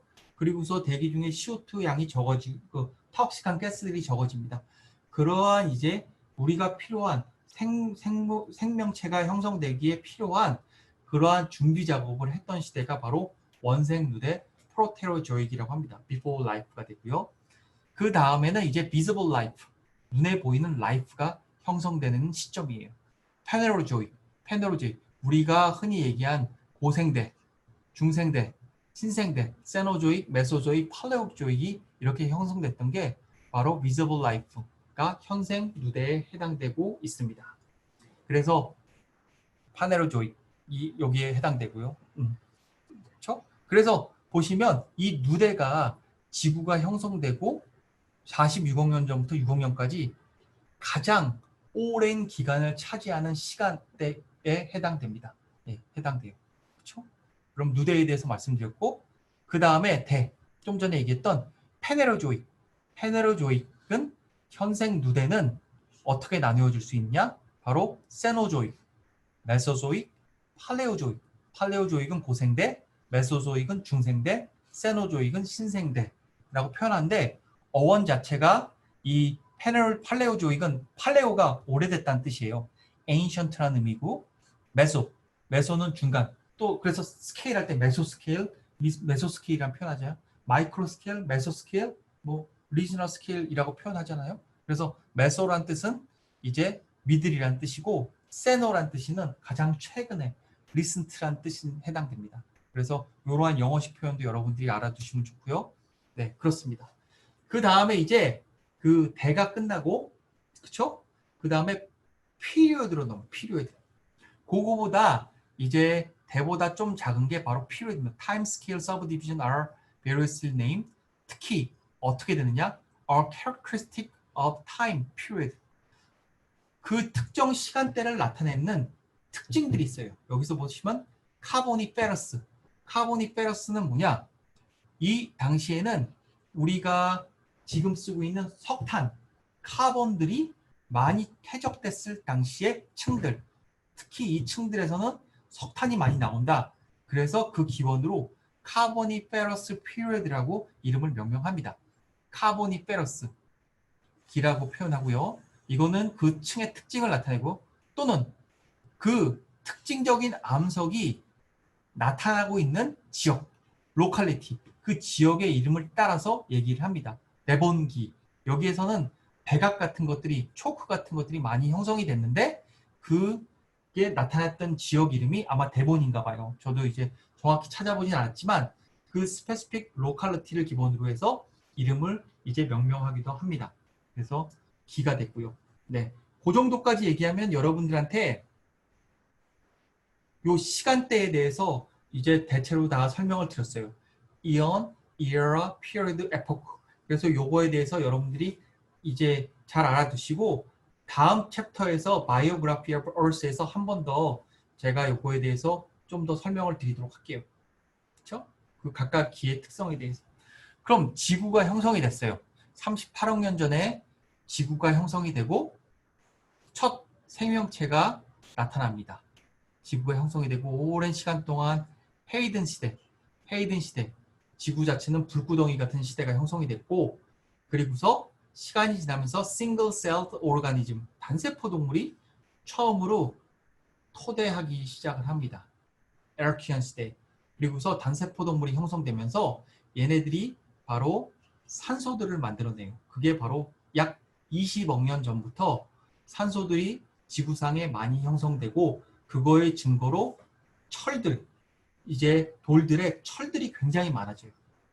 그리고 나서 약 7억 년 전부터는 이제 멀티셀룰러 라이프, 다세포 동물들이 이제 형성이 되면서 생명체들이 토대를 하게 됩니다. 아, 이게 7억 년인가요? 7억 년이 아니고, 영어로 읽을게요. 좀 헷갈려요. 700 million year라고 하는 게 표현이 많아요. 7천만 년보다 공 하나 더 붙이면 7억 년 맞네요. 7억 년 맞네요. 7천만 년보다. 예, 공 하나 더 7억 년부터, 그리고서 이게 500 million이니까 5천만 년에서 공 하나 더 붙으니까 5억 4천만 년 전부터는 처음으로 무척추 동물이 형성이 되기 시작합니다. invertebrate, 척추가 없는 동물. 여기서 여기 말한 in이란 것은 낫이란 뜻이잖아요. vertebrate이 척추가 있다는 뜻이에요. vertebrate 동물이 아니라 무척추 동물, invertebrate animal들이 형성이 되고, 그리고 나서 캠브리아 시기가 도달하면서, 여기 보시면 캠브리아 시기가 도달하면서 생명체들이 익스플로시브하게 번창을 하게 됩니다. 그러면서 산소가 많았는지 특이하게 이러한 생명체들의 크기가 굉장히 커져요. 그래서 life is diversified. 라이프 자체가 굉장히 rapidly하게 빠르게 diversify, 다양화되게 됩니다. 그러면서 캠브리안 익스플로전, 생명체들이 토대를 하고 캠브리아 말기에 first mass extinction이 있는 거 아시죠?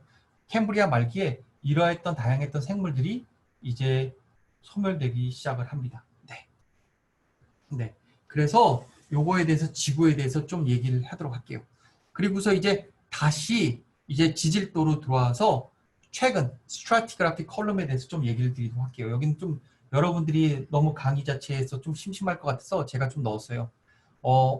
이건 좀 제 얘기인데 층서를 쭉 보면은 여기 보시면 여기는 지금 어떤 컬럼이냐? 유타주예요. 미국의 유타주. 캘리포니아 여러분들이 잘 아시는 샌프란시스코 캘리포니아가 있고 여기 네바다 라스베가스가 있어요. 라스베가스가 있고 요 옆에 유타가 있어요. 유타는 아마 여러분들 잘 알기로 몰몬교의 이제 태두가 됐던 동네가 유타주예요. 유타주. 저는 여기 유타주 처음에 소개시켰지만 여기에 있는 솔트레이크시티에서 한 4, 5년 살았어요. 그래서 여기 주상도가 쭉 스트라티클럽을 쭉 연결을 시킨 그림이 바로 여기입니다. 쭉 이렇게 돼 있어요. 여기서부터 여기까지 그랜드 캐년까지. 시다 브레이크라고 하는 이제 고도가 높은 지점이 있고 그리고서 시다 브레이크가 여기 있네요. 시다 브레이크. 제가 왜 여기를 이 지역을 잘 아냐면 라스베가스가 한 차로 6시간 걸렸어요. 그래서 유타주에서 솔트레이크시티에서 가족들하고 살 때 이제 명절 때 친척분들 뵈러 이제 한국 오기 힘드니까 뭐 거기 친척분들이 있는 것도 아니고 명절 때 같은 경우나 또는 브레이크 같은 경우에 주로 저희는 라스베가스를 갔어요. 애들 데리고. 차를 타고 한 6시간 정도를 가면은 딱 여기를 따라서 가요. 여기를 따라서 쭉 가면 시다 브레이크를 넘어요. 시다 브레이크가 고도가 높은 산이었어요. 고속도로를 쭉 넘어요. 그리고 시간이 지나면 여기에 근처에 브라이스 캐년이라고 해서 내셔널 파크가 나옵니다. 고도가 상대적으로 높은 데 위치하고 있어요. 보시면 고도가 높은 데 위치하고 있죠. 시다 브레이크 넘자마자 바로 여기 근처에 있고 여기 근처에 나오는 층은 갈색빛으로 하는데 거의 다 클레이 암석이었어요. 그리고 나서 이제 좀 더 내려가다 보면 좀 더 거리를 쭉 내려가다 보면 캐년들 이런 협곡들이 있어요. 협곡들이 이제 물에 의해서 깎인 협곡들이 있는데 여기 보시면 굉장히 깊게 파인 협곡이 있죠. 여기가 바로 자이언 캐년이에요. 자이언을 한국말 또 다르게 읽으면 시온이라고 시온. 시온이 어떤 의미냐면 몰몬교 유타에 이제 살았던 몰몬교들한테는 하나님이 내려온 곳이란 뜻이에요. 시온. 그만큼 하나님이 내려왔을 정도로 아름다운 성지다라고 표현해서 자이언 캐년, 자이언 내셔널 파크라고 합니다. 특히 여기 이제 물기둥이 이제 하천에 의해서 여기에 있는 매시브한 샌드스톤이 깎인 그런 모습들을 보여요. 하얀색의 샌드스톤, 이제 빨간색의 샌드스톤이 깎였어요. 어마어마하게 깎였어요. 그리고서 쭉 내려와요. 버미크 클리프가 지나고 좀 더 쭉 내려와요. 쭉 내려오다 보면 바로 여기에 라임스톤 레이어가 보이고 여기에 어마어마하게 여기에 깎였는데 어디까지 깎였냐?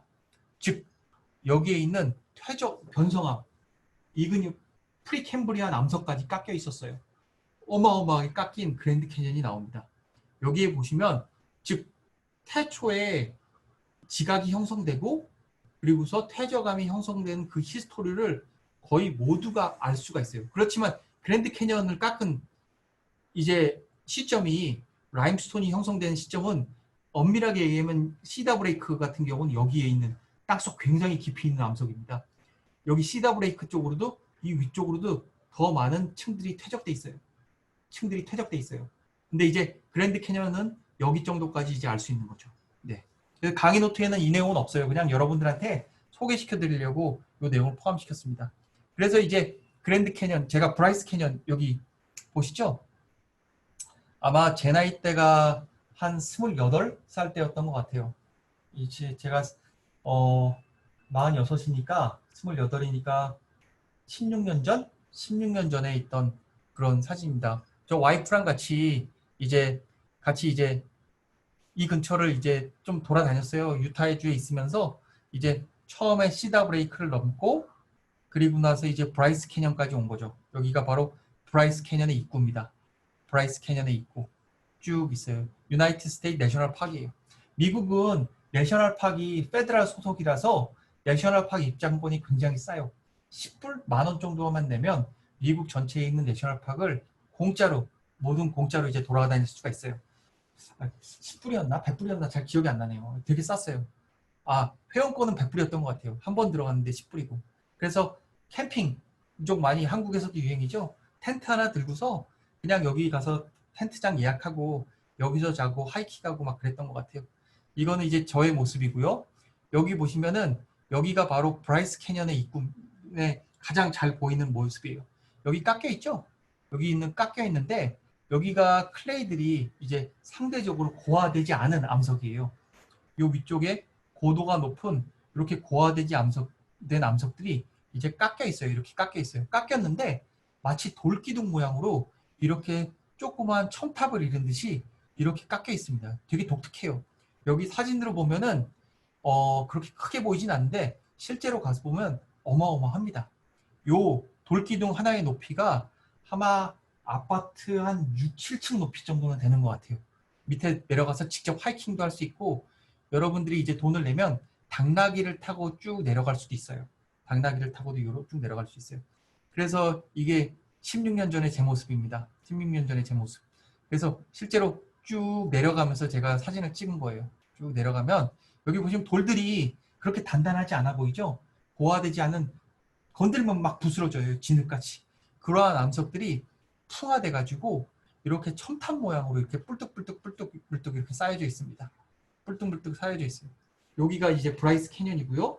좀 더 내려가면 이제 좀 더 차를 타고 내려가면 여기 브라이스 캐년이 바로 이 위치고요. 좀 더 내려가면 자이언 캐년이 나옵니다. 자이언 캐년 쭉 여기서 내려가면 자이언 캐년으로 나와요. 여기 계곡이 있죠? 이 계곡들이 이제 보여요. 쭉 자이언 캐년들이 보여요. 쭉 계곡. 자이언 캐년 중에 이제 거기는 이제 어떤 하이킹 코스가 있냐면 여기 하천이 이렇게 깎으면 지나면서 여기를 깎았어요. 돌들을 이렇게 깎았어요. 그러면 하이킹을 얘네들을 직접 올라갈 수 있는 그런 하이킹들이 있어요. 제가 지금 그 경사가 완만한 곳을 통해서 여기를 쭉쭉쭉쭉 지금 올라가고 있어요. 지금 올라가고 있어요. 그래서 여기 보시면 여기 있는 돌들을 깎아서 이러면 만데 딱 봐도 샌드스톤이죠. 빨간색의 샌드스톤을 가지고 깎은 다음에 경사를 이렇게 만들어서 이렇게 올라가는 거예요. 그래서 하이킹을 하고 있고요.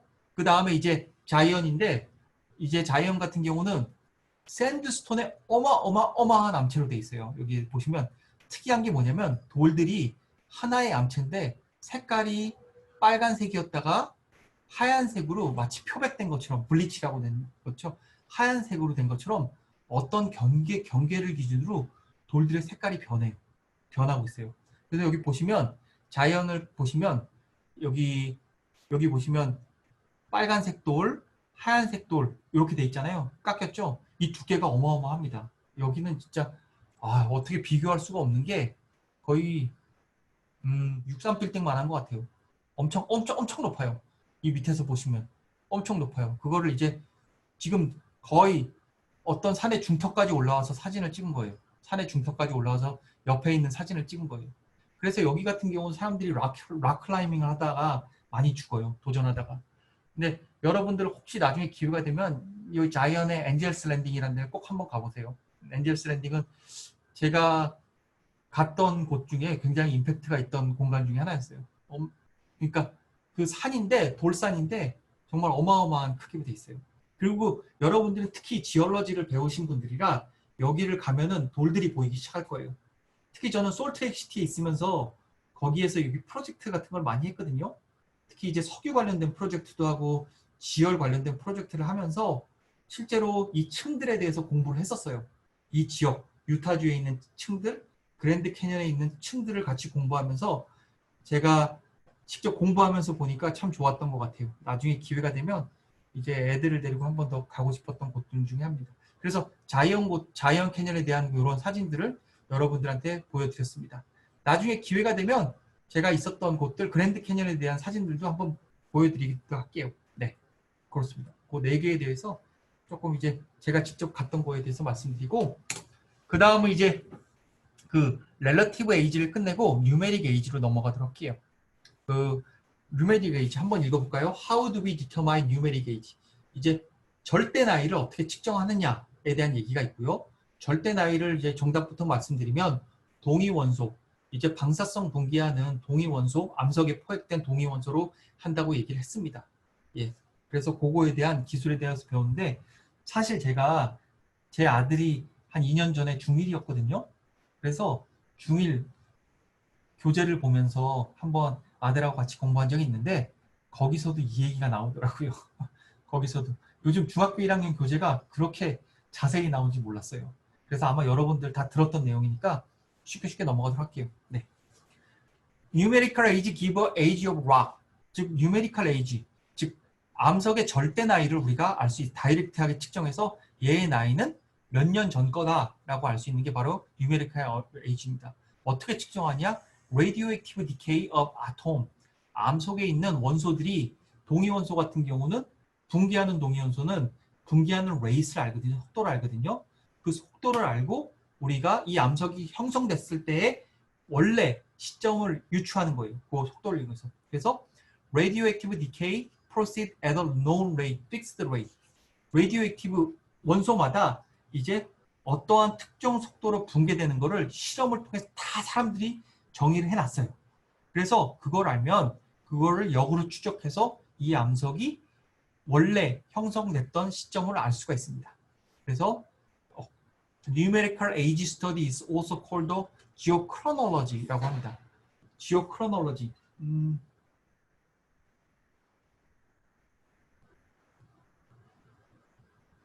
최원준? 네. 최원준 학생은 그 디즈니 만화 같은 거 좋아해요? 아니요. 아, 그렇게 안 좋아해요? 네. 그래도 들어는 봤을 거예요, 아마. 나디아 연대기라고 들어봤어요? 나니아 연대기? 네, 들어는 봤어요. 그 영어로 얘기하면 뭐라고 하는 줄 알아요?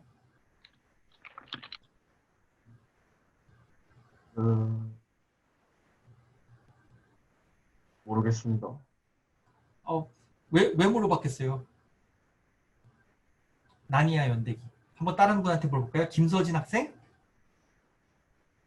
네, 나니아 연대기 들어봤어요? 네, 들어봤습니다. 좀 시간이 있었으니까 인터넷으로 찾았을 시간이 있었을 것 같아요. 영어로 뭐라고 해요? The Chronicles of Narnia라고 합니다. Chronicles of Narnia라고 합니다. 연대기.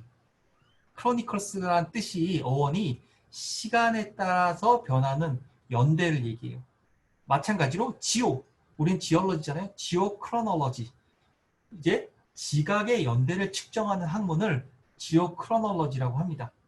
한국말로 지구연대학이라고 해요. 지구연대학.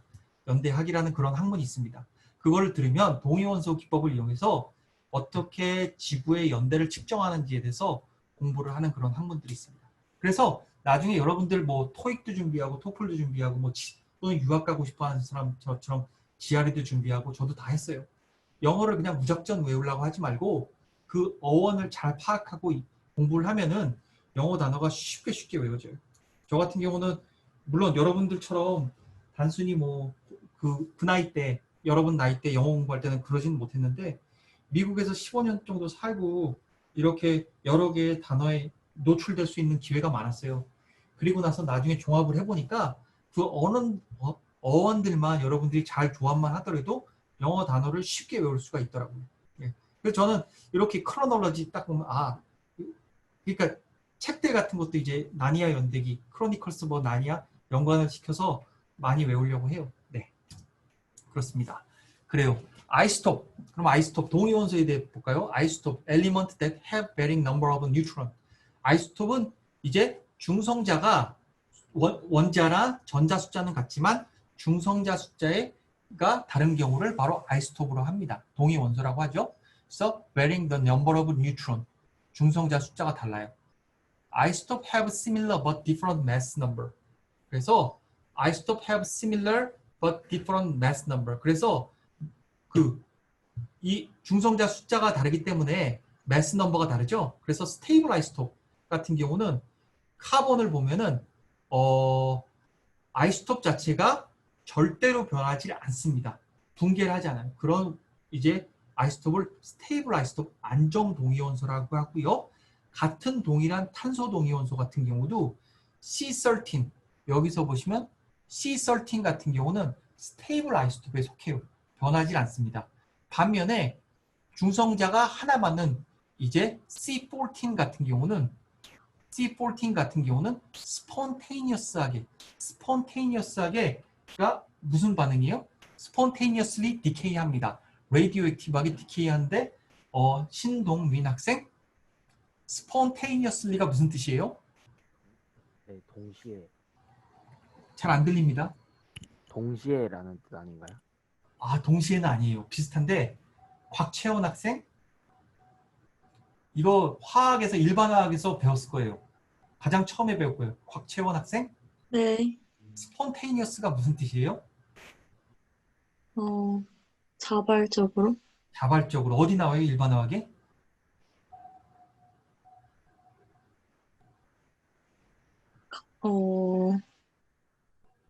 연력학에서 나오지 않아요? 연력학 첫 번째 법칙이 그거예요? 잘 모르겠습니다. 김은별 학생 화학과 출신인 거 압니다. 네. 화학과 출신인 거 알아요. spontaneous. 연력학 몇 번째 법칙이에요?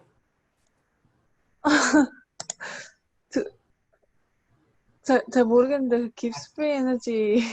깁스 프리 에너지 맞아요. 거기서 나오죠. 연력학 2법칙이에요. 그렇죠? 화학 반응 중에 자발 반응이라고 spontaneous reaction이 있어요. 즉 건들지를 않아도 자발적으로 반응하는 거예요. 여기서 중요한 게 radioactive decay는 바로 자발 반응입니다.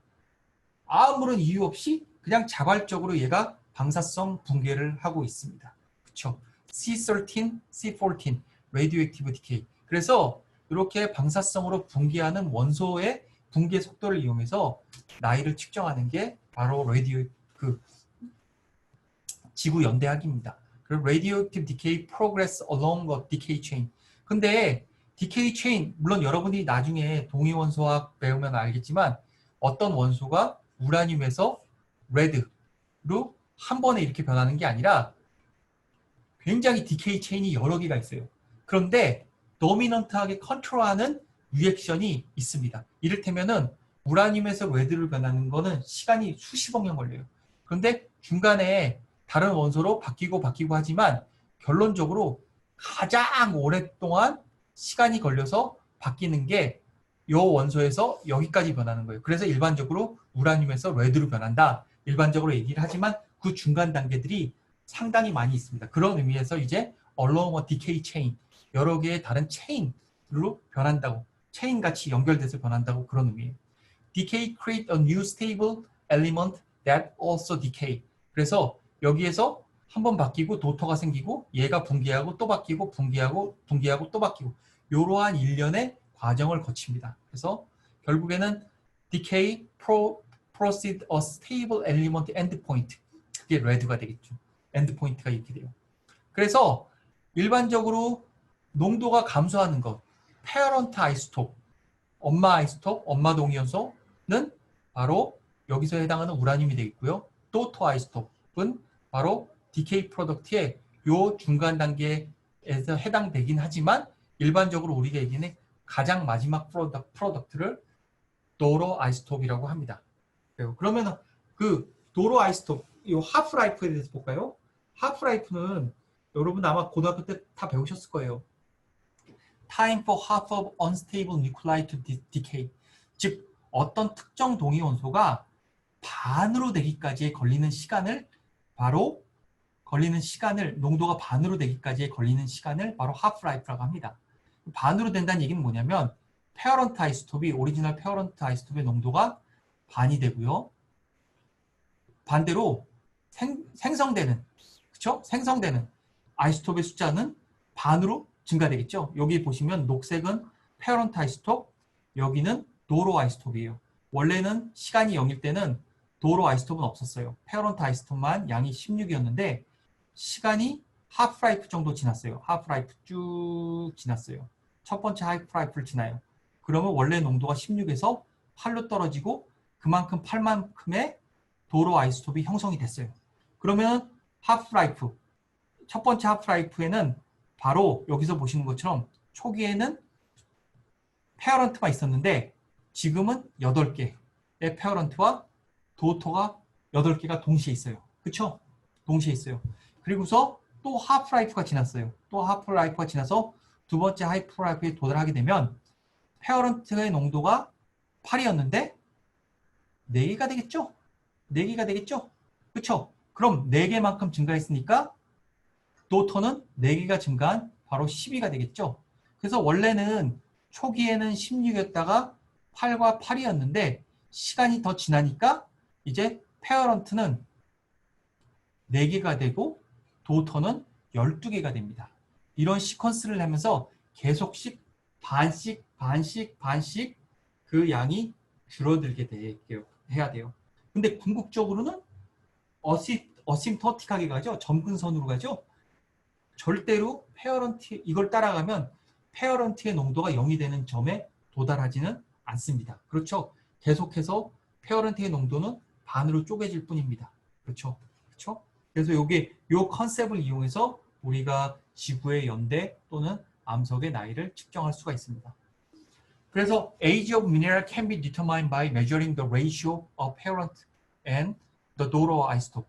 그래서 암석의 샘플을 따와서 현재 위치한 이 암석 페어런트와 그 도터의 레이시오를 우리가 측정을 한 다음에 하프라이프를 아니까 그 분기하는 속도를 알면은 우리가 원래 있던 암석이 실제로 언제 형성이 됐는지를 유추를 할 수가 있습니다. 그런데 특정 원소마다 하프라이프가 다 다르게 나타나요. 다 다르게 나타나요. 그래서 여기 보시면 알아는 두세요. 이제 동위원소 여러분들이 수업을 듣게 되면 과거에 권성택 교수님이 하셨는데 이거를 직접적으로 계산할 수 있는 방법들을 배우게 됩니다. 이렇게 보면 사마름 147, 유비듐 143 같은 경우는 얘는 또 빌리언이라고 하니까 제가 또 읽기가 어렵네요. 빌리언이면 09개인데 10억 년 정도 되나요? 10억 년 정도 되는 것 같아요. 10억 년 정도. 루비디움, 스트론튬 87, 루비디움에서 87, 스트론튬은 48억 년 전.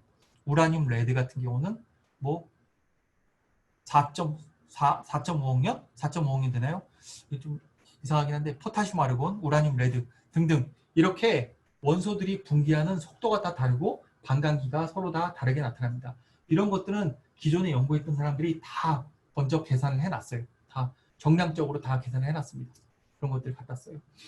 그러면은 이제 아이소톱을 어떻게 측정하느냐? 일반적으로 unweathered rock, weathered rock 같은 경우는 이제 그 암석이 형성된 다음에 이게 풍화 침식돼서 사실 암석 샘플이 오염돼 있어요. 그래서 오염되지 않은 깨끗한 태초의 변성암이나 또는 이그니어스 락 같은 경우 메타모픽 락이나 이그니어스 락 샘플을 가져와요. 그리고 나서 그거를 잘게 쪼갭니다. 쪼갠 다음에 특정 미네랄, 우리가 원하는 특정 미네랄 분류를 해요. 사마륨이냐, 루비듐이냐, 우라늄이냐, 포타슘이냐 이런 것들을 이제 우리가 분석을 해내요. 그래서 그 분석을 한 다음에 그 분석된 원소의 페어런트와 도터 아이소톱의 레이시오를 우리가 정밀하게 분석을 합니다. 분석을 어떻게 하느냐? 바로 매스 스펙트로미터 같은 거로 분석을 해요. 과거에는 이 매스 스펙트로미터가 굉장히 지금도 비싸요. 막 10억 정도 되고 막 몇억 됐는데 일반적으로 우리나라에서 이제 과학기술 분야에서 이러한 돈이 없어가지고 이런 샘플을 해외에다 맡기는 경우가 많았는데 이제는 우리나라도 이제 정밀한 기계들이 많이 있어요. 매스 스펙트로미터는 굉장히 흔하게 쓰는 장비 중에 하나예요. 그래서 이러한 분석 장비들을 뭐 학교에서 할 수도 있고 우리 연세대학교는 아쉽게도 없습니다. 또는 한국기초과학지원연구원 같은 데 보내면 거기서 그거를 분석을 해주고 연대를 우리한테 전달을 해줍니다. 그럼 그러한 연대를 이용해서 우리가 어디에 적용하느냐? 지진이 났을 때 단층 근처의 암석을 분석을 해요. 그럼 단층이 언제 형성됐는지 연대를 절대적으로 우리가 측정을 할 수가 있어요. 이런 작업들을 합니다. 네, 그래요. 시간이 됐으니까 오늘 수업은 여기까지 하고 다음 수업은 여기에서부터 계속 연결해서 하도록 할게요. 네, 일단은 오늘 수업은 여기까지 할게요. 그리고서 목요일에는 여기까지 배운 내용을 가지고 조교가 실습을 할 예정입니다. 네, 질문 있으세요? 안성민 학생? 아니, 없습니다. 질문 없으세요? 그래요. 최정우 학생? 네, 네, 질문 있으세요? 질문 없습니다.